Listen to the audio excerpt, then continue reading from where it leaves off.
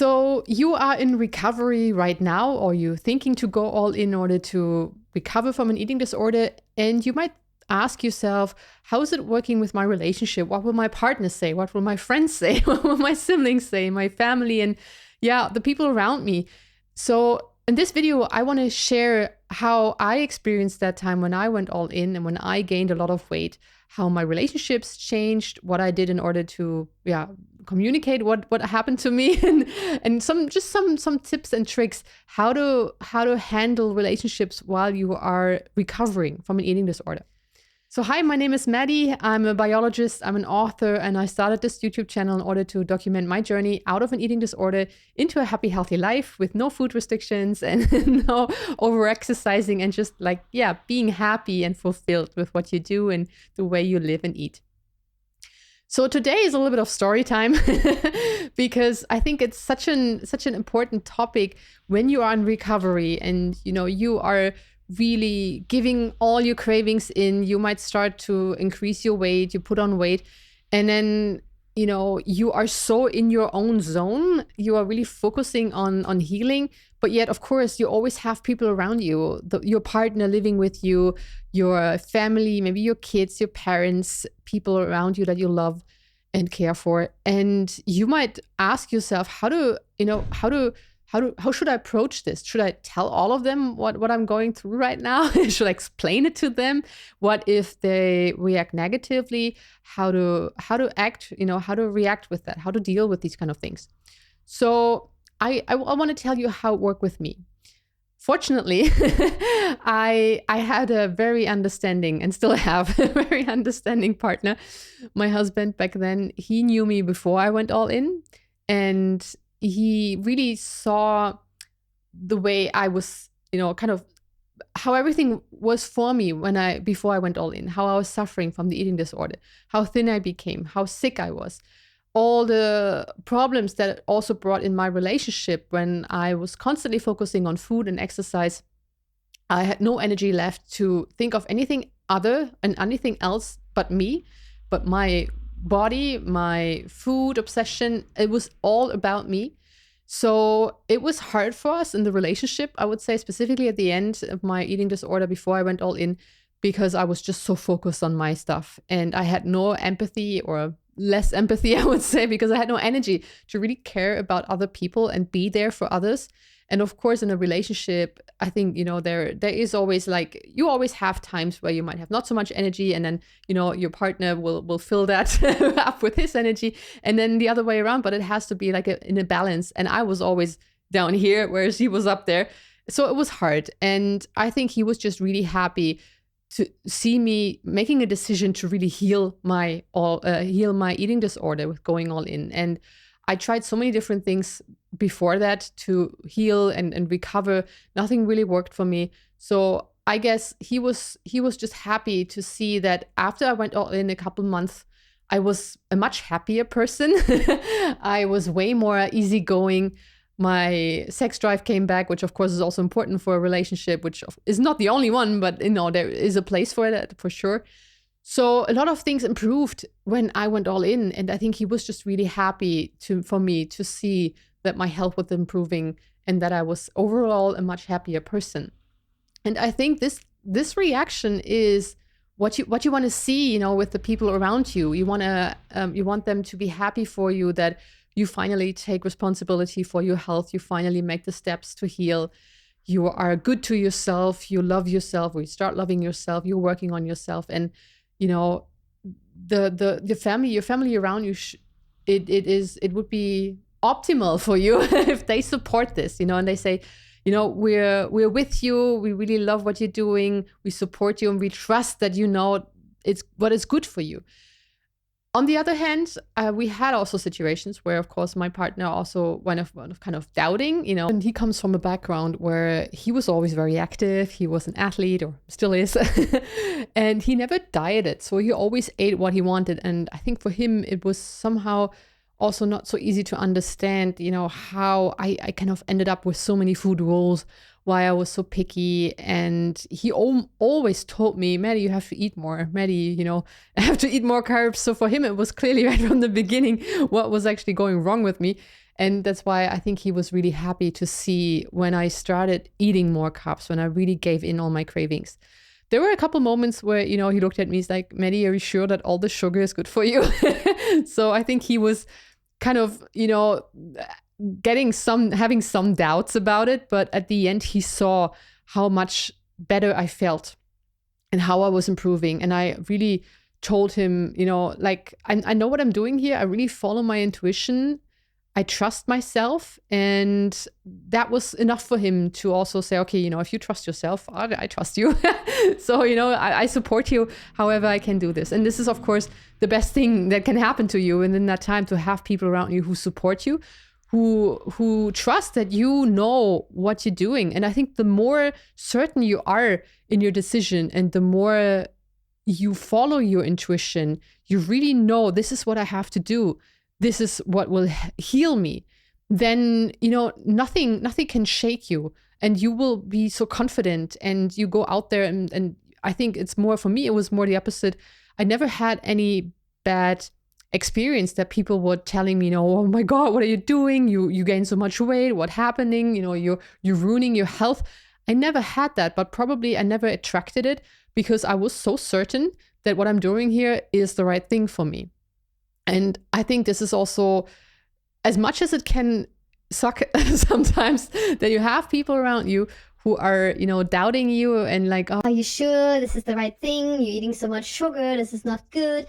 That maybe they're also just a mirror for you to see that you're having still doubts, that you are not sure that this what you're doing right now is the right thing. And it's always good to have your surroundings, the people around you, to show you what is actually going on, like that they find your triggers, right? So when maybe you have, you go to your parents and you tell them, I'm going all in, I'm eating everything now I want to, as much as I want. And at the beginning, you might really have a lot of hunger for sweet things, for fatty things, for unhealthy things. And so they might look at you like, oh, this is not good for your health, If you are certain that this is exactly what you need right now, you can explain and say, Mom, Dad, it might look like a little crazy right now, but this is what I need in order to heal. And I know exactly what I'm doing. I know my body in and out, and I know my body will lead me to a very healthy weight and a healthy body. And this is the progress. This is the way to it. So you can just be so certain about it. And no matter what someone will tell you, you are on your way, And this is with everything else in life.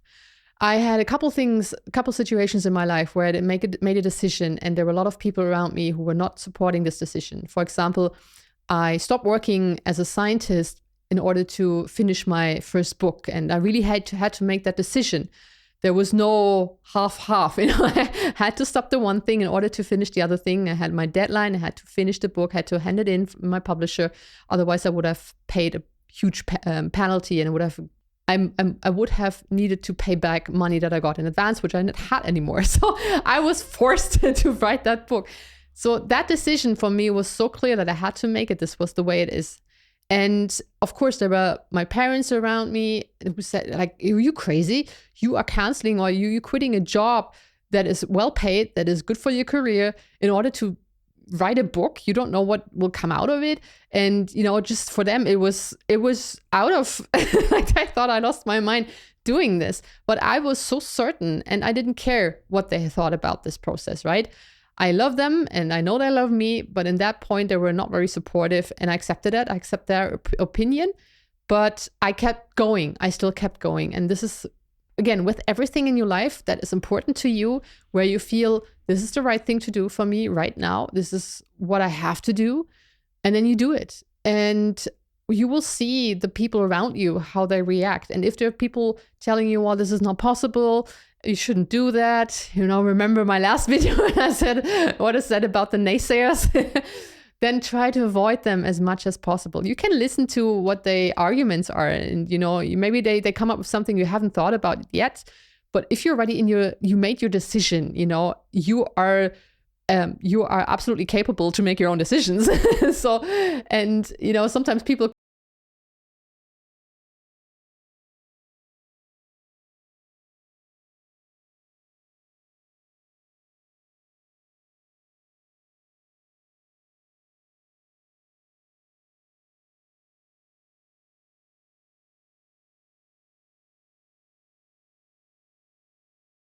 always. And so I think it's the same with being on a recovery from an eating disorder and dealing with the relationship around you, dealing with the people around you. I think it is the best time, or one of the best time in your life, to really see who is trusting you, who is really honest with you, who loves you from the bottom of their hearts as the way you are, no matter how you look, no matter what you do. They just love you as a person, you as the person you are.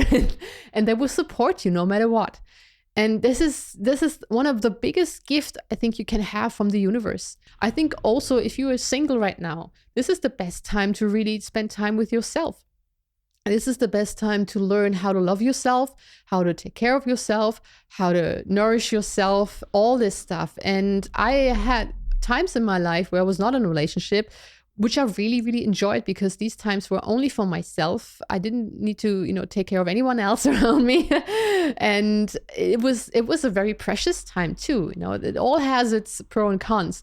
But if you're right now in a recovery and you are single, really enjoy that time. You focusing on your healing.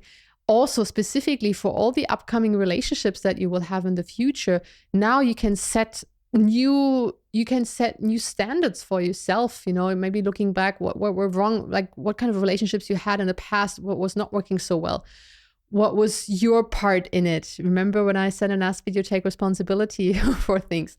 So we definitely can take responsibility for what's happening for us in relationships, the kind of people we surround ourselves. And also sometimes, just because people are related to us doesn't mean that you have to get along with them, that you have to stick with them all the time. If you feel like they're not supportive, if you feel like they're not loving and understanding and it's not helping you to be around them, then maybe it's good time for you to, just take a break, take a pause, and spend more time with yourself and with people where you feel happy and supported.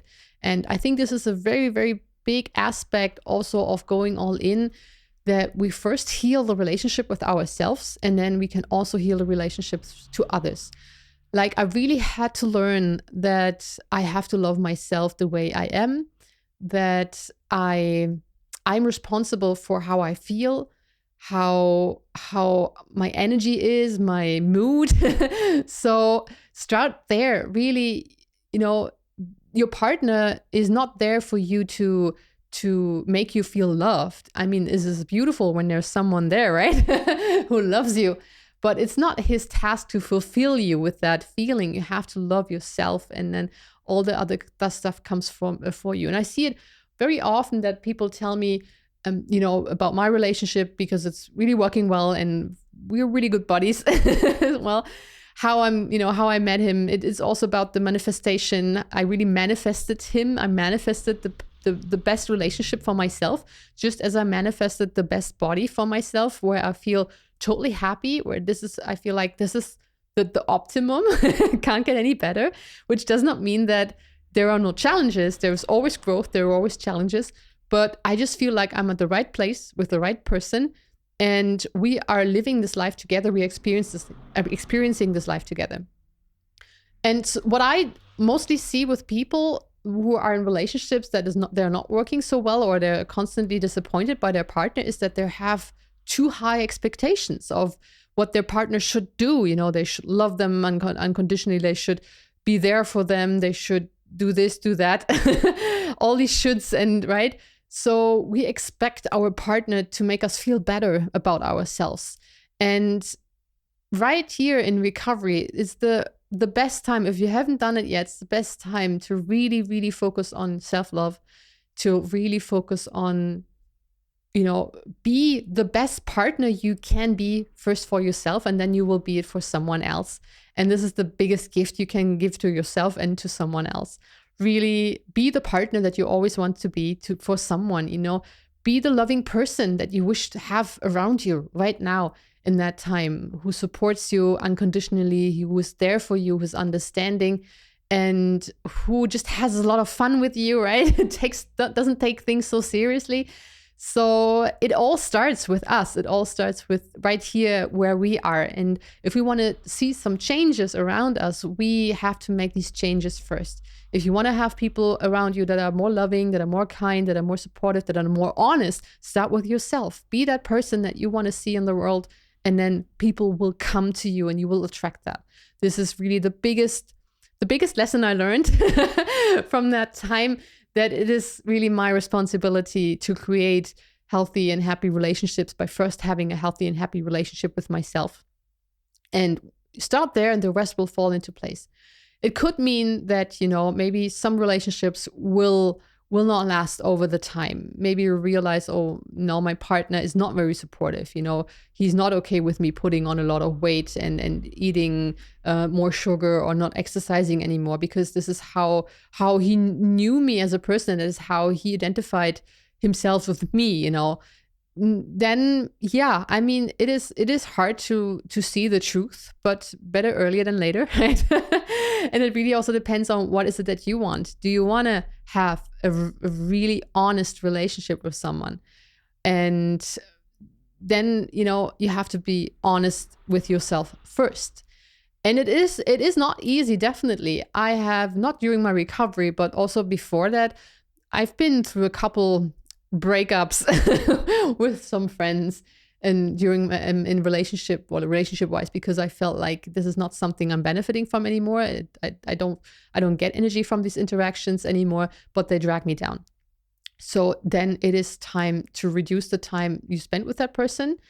And if it's not possible, because maybe, it's a former partner of you where you still have children with, and you have to kind of figure out things, then just try to be as I would say, like, neutral as possible, or like good energy, bring good energy up, but don't try to get involved with the dramas, right? Just keep up your energy, do what you have to do, talk what you have to talk about it, but then just leave this person alone.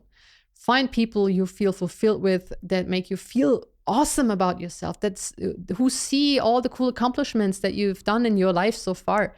Right. I remember there was one situation my husband said to me, because I had problems with my self-esteem. I didn't really see all the successes and all the things I achieved in my life, always just focusing on the negative and the lack.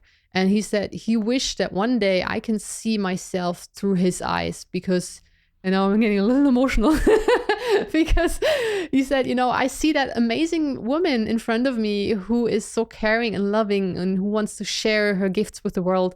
And yeah, it took me a while to really see that, the value within me. And once I saw it, it was something that, you can't take it away from me anymore. And it might sound a little cocky and narcissistic, but I think a little bit of narcissistic behavior, is okay. You can be proud of yourself, and you have to really be aware of what are your strengths, what are you good at, and what already you achieved for cool things. There's so much out there, so much that you can be proud of yourself, right? And that's totally okay. Yeah, all right. And yeah, so I hope this video kind of gave you some good vibes while you're in recovery and while you have to deal with other people. One tip also, I realized it was really helping when I was talking very openly about my journey. When I talked about that I had an eating disorder, that, yeah, I am going all in now, or I am all in now. What does it actually mean? What it does to me, why I would think this is a good thing to do. So people who are interested, I love to explain that to them, right? And then they understood it a bit better. And so that was something I felt was always a good idea, to really talk openly about it. And then you see how they react, and then you will realize quickly, okay, is this something that person is okay with or not? Or I mean, at the end, who cares? It's your life. So going all in is really just a very cool opportunity and a cool time for you to discover yourself, to discover your own intuition with yourself, to really get to know your body and get to love your body. And then everything around you is just like a magical shift that will happen. you will discover new things, maybe new hobbies, new people come into your life. Like, I met so many amazing women and also men when I started to share my journey on YouTube, and I talked to many people about the whole going all in, intuitive eating, and what they think about it. And there were so many amazing women out there and so amazing stories, sad stories on one hand, but also, like a lot of success stories where eventually these women are started to heal, they felt better, and they felt that their life was now so much more enriched. And yeah, you can always make new relationships. You can always attract amazing people into your life by first becoming that person that you want to have around yourself too. So I think this is the main takeaway from this. Be the person you want to, you want to be with. Be the person that you would love to have in a relationship. If you feel like a lot of people are arguing with you a lot or are not very understanding, maybe you can ask yourself, where is maybe I am not understanding in different points. Where is it that I am stubborn sometimes?